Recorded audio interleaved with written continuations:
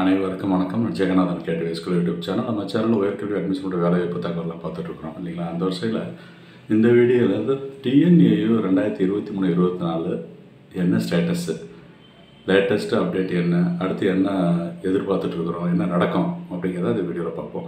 இதுவரை நம்ம சேனலை சப்ஸ்கிரைப் பண்ணணும் பண்ணுங்க. இந்த மாதிரி தகவலெல்லாம் ஷேர் அண்ட் லைக் பண்ணுங்கள். மறக்காமல் இந்த ஆல் நோட்டிஃபிகேஷன் பில் பட்டனை ஆன் பண்ணி வச்சுருந்தீங்கன்னா தான் இந்த அப்டேட்டில் உடனுக்குடனே உங்களுக்கு வந்து சேரும். இதில் 2 விஷயம் 3 விஷயம் அப்படின்னு பேசுகிறத விட TNAU 2023-24 அக்ரிகல்ச்சர் அண்ட் அலைடு கோர்சஸ்க்கான கவுன்சிலிங் ப்ராசஸ் 3வது பேஸ் வரைக்கும் ஜெனரல் கேட்டகரிக்கு முடிஞ்சாச்சு.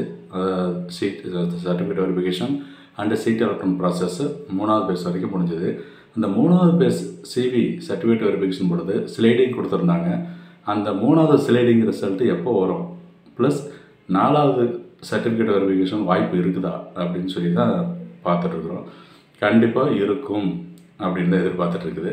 இந்த ஸ்லைடிங் ரிசல்ட்ஸு இன்றைக்கி வரத்துக்கு வாய்ப்பு இருக்குது. ஸ்லைடிங் 3, அதாவது 3வது சர்டிஃபிகேட் வெரிஃபிகேஷன் போனவங்க அன்றைக்கி இன்றைக்கி வரத்துக்கான ரிலீஸ் பண்ணுறதுக்கு வாய்ப்பு இருக்குது. ரிலீஸ் மீன்ஸ் அஃபீஷியல் வெப்சைட்டில் வராது, நீங்கள் உங்களுடைய SMS அண்ட் இமெயில் கம்யூனிகேஷனில் பார்த்துக்கலாம். அதுக்கு அனுப்புகிறதா தகவல் போயிட்டுருக்குது.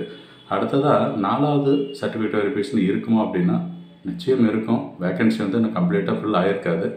கவர்மெண்ட் காலேஜை பொறுத்த வரைக்கும் கண்டிப்பாக ஃபுல் ஆகிருக்கும். அந்த 3 ரவுண்டு முடிச்சாச்சு. அண்ட் இந்த செல்ஃப் ஃபினான்சிங் காலேஜஸில் இன்னும் வேக்கன்சி இருக்கிறதுக்கான அறிகுறிகள்லாம் தெரியுது. ஸோ அதனால் நம்ம இன்றைக்கி அதை பற்றின அந்த சர்டிஃபிகேட் 4 வெரிஃபிகேஷன் பற்றின ஒரு அப்டேட் வந்து இன்றைக்கி வரதுக்கான வாய்ப்பு இருக்குது. அடுத்து எப்போ நடக்குன்னு சொல்லி இதோட அந்த TNJFU ஒரு டவுட் எல்லோரும் கேட்டுட்ருக்கிறது, என்ன சார் அது எதுவுமே இல்லை, அந்த எக்ஸர்வைஸ்மெண்ட் கேட்டகரியோட நின்று போச்சு, அப்புறம் ரேங்க் லிஸ்ட் வந்துச்சு, அதுக்கப்புறம் எந்த ஒரு அப்டேட்டும் இல்லைன்னு கேட்டுட்ருக்கிறீங்க. அதுக்கான அப்டேட்டும் எல்லாம் அறிவிப்போ எல்லாம் இன்றைக்கி வரதுக்கான வாய்ப்பு இருக்குது. ஸோ கண்டிப்பாக மண்டே டியூஸ்டே இந்த மாதிரியெல்லாம் ஒரு கவுன்சிலிங் ப்ராசஸ் நடக்கும்.